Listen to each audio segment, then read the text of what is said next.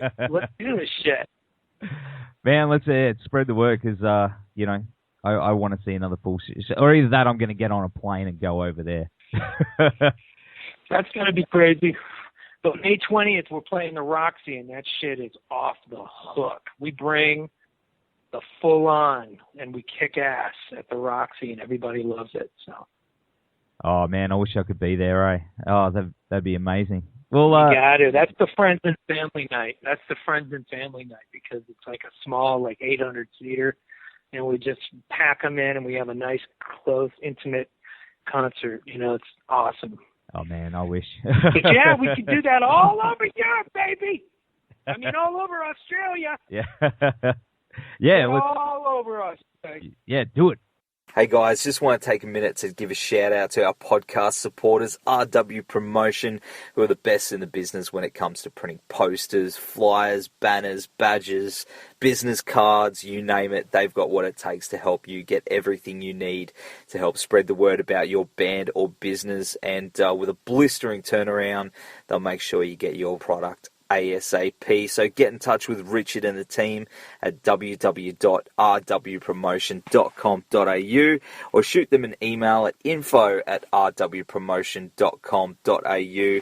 Also want to give a shout out to the guys at Blacklight Art and Design, who in my opinion are the Gold Coast best screen printers. So, we've gotten many band shirts and even our own Rabid Noise shirts done through these guys. And they've also got one of the fastest turnarounds I've ever seen. So all quality prints at competitive prices. So whether it's band merchandise, sporting teams, promotional garments or workwear, they've got you covered. So hit them up at www.blacklightad.com.au or email them at info@blacklightad.com.au. So big thanks to those guys for helping us to bring you this podcast each and every week and for, of course, supporting the metal scene. So now it's back to Rabid Noise. Well, man, you're also a really big Star Wars fan as well, and I've been following your updates on Facebook, about, you got your bed sheets and your bus. I saw that a while ago. Yeah. Yeah. So, did you like episode 7? Episode 7 was everything I wanted in a Star Wars movie since 1980 when Empire came out.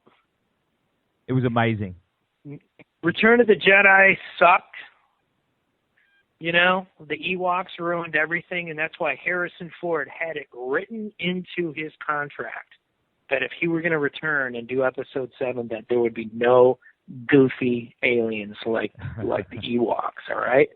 And then we sat through Phantom Menace, Attack of the Clones, Return of the Sith, or Revenge of the Sith, which Revenge of the Sith was half okay, but the other two sucked ass so bad that by the time when we heard AJ was taking over, when we heard J.J. Abrams was taking over Star Wars, we saw what he did with Star Trek, and we were like, oh my God, that's perfect. And he said, I made Star Trek, I just made a Star Wars film for Star Trek. That's what he said. That's the reason why everyone liked it. And so when he got Star Wars, we were like, holy shit, that was perfect. That was absolutely perfect. And he did not let us down. We now know that Disney is, a safe home for Lucasfilms. We now know that you can get it right in the year 2016. You can get it right, 2015 when it came out. And we know that just keep it for the real Star Wars fans, because the kids love it. And my son doesn't like Ewoks. My son doesn't give a shit about Jar Jar Binks. You know who his favorite character is? Do you know who my son is 6 years old, and we're cool. We don't show him violence stuff, but do you know who his favorite character is? Is it Greek? Emperor Palpatine. Oh, Palpatine. Really? Wow. He likes fucking Palpatine. What a legend. So my son is on, and I'm like, hey, he's like, who's your favorite character? I'm like, Obi-Wan Kenobi. Obi-Wan Kenobi is the best Jedi because he's only tempted by the dark side with girls. That's about it. He gets attached to girls, but that's about it. You know what I mean? And we're going to find out that he might even be related to Ray. You know, I hope so. But point is this: we now know that there's going to be a new Star Wars movie every year until people stop buying tickets. That's what Kathleen Kennedy said, and she's the main producer behind all these. And so I'm as happy as fucking pigs are in shit. Am I allowed to swear? Yeah, dude, it's radio, so but it's late night radio, so it's all good. Oh, okay. So we got Rogue One coming up this year, so I'm pumped. Rogue One, they're saying that might get an R rating. Oh, I'd like to. Because there's a scene in it where Vader comes in and he pulls people's spines out of their backs with the Force. That would be amazing. Man, I hope so. So there's all kinds of spoiler alert. No, but here's the deal. Here's the deal. Star Wars, massive. I'm so happy. I'm getting it April 1st. It comes out on Blu-ray. I'm going to watch all the, just like a little kid. And there's no difference between the 7-year-old, the 8-year-old that I once was when I saw Star Wars, and the 47-year-old guy that I am now with gray hair. There's no difference. The love and the lore of the whole movie is right there. It's back. JJ saved it. Harrison Ford, Mark Hamill, Carrie Fisher, John Boyega, Daisy Ridley. They're all absolutely fine. They did an amazing job. We are very, very, very, very happy. And I am an old school fan. When in 1977 the block that tilts down and you see Tatooine and the blockade runner comes over your head, I literally looked behind me when I was a kid. Like, oh my God, the special effects were insane. Got to remember, there was nothing like it. Yeah, at that time. The only science fiction movie out at the time was like, Planet of the Apes with Charlton Heston. Or The Towering Inferno. There was no other movies like it. And when that came out, it was like, holy shit, my imagination. Since then, I have been to JPL, and I've seen where they, build the Mars rovers and all the stuff. I have friends in NASA. My friend Scott Maxwell, who was a Mars rover driver. And, I have, a love for science, and it was brought on by, of course, science fiction, where you try and, so many laws of physics were broken in Star Wars, but the reality is, boy, it makes you dream of new technology, and it makes you dream of all kinds of great things. So Star Wars is awesome. Anyways, Crazy Eyes, April 8th. It's going to be. I know my record company's like, talk about the fucking band. I was going to ask you before about soundtracks.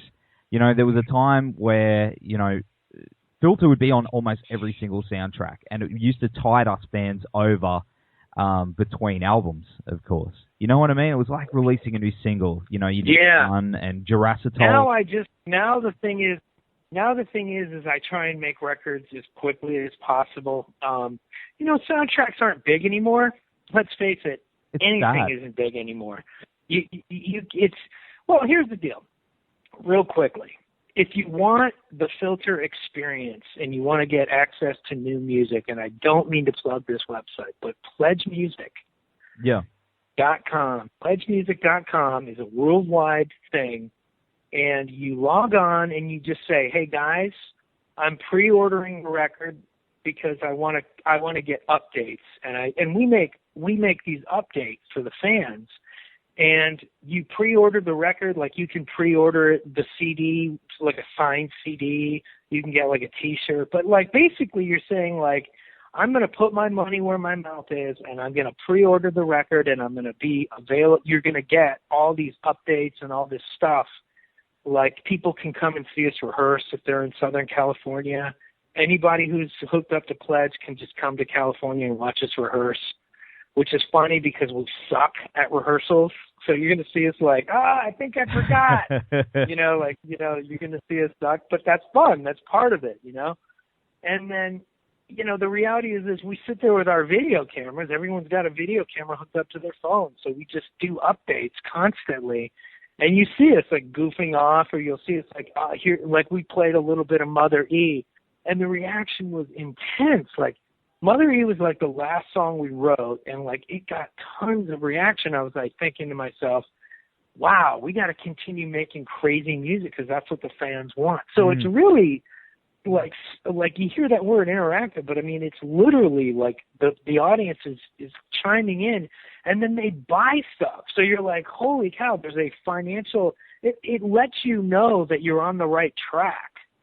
And, and it's a great way to fund records. Because listen, guys, back in my day when we went platinum, you had to literally get into a car and you drove down the street and you went to your record store and you said, what's great? And they go, the new Filter records here. And then okay, cool. And you take it and you buy it. And then that sends a message to the band that they did something right. Well, with the internet, that all got taken out. But with Pledge Music, it's actually back. So you're putting your money where your mouth is, and you're letting us know physically that, like, hey, look, Filter might be, it might not be Justin Bieber, and it might not be just some big, huge money cow for someone else, but Filter's underground, and we like them, and we're putting our words and our money together, and we're getting involved with Filter online. And it's been unbelievable. It's really paid a lot of bills. It fixes up all the, you want to go do drums, you got to pay money to go into a studio. You know what I mean? You got to get in there and you record them. And so the audience goes, yeah, look at that. We're going to make sure that you have enough money. It's just awesome. Like, and to be honest with you, budgets are down for everybody. I mean, budgets are like ridiculously cheap. Like, so I don't know. I'm stoked about Pledge Music these days because it's literally the cool thing. It's amazing for new bands, all kinds of stuff.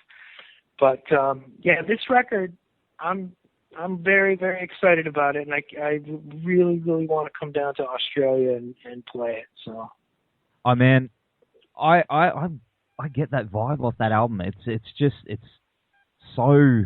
How can I describe it? As I said before, I think it is my new favorite.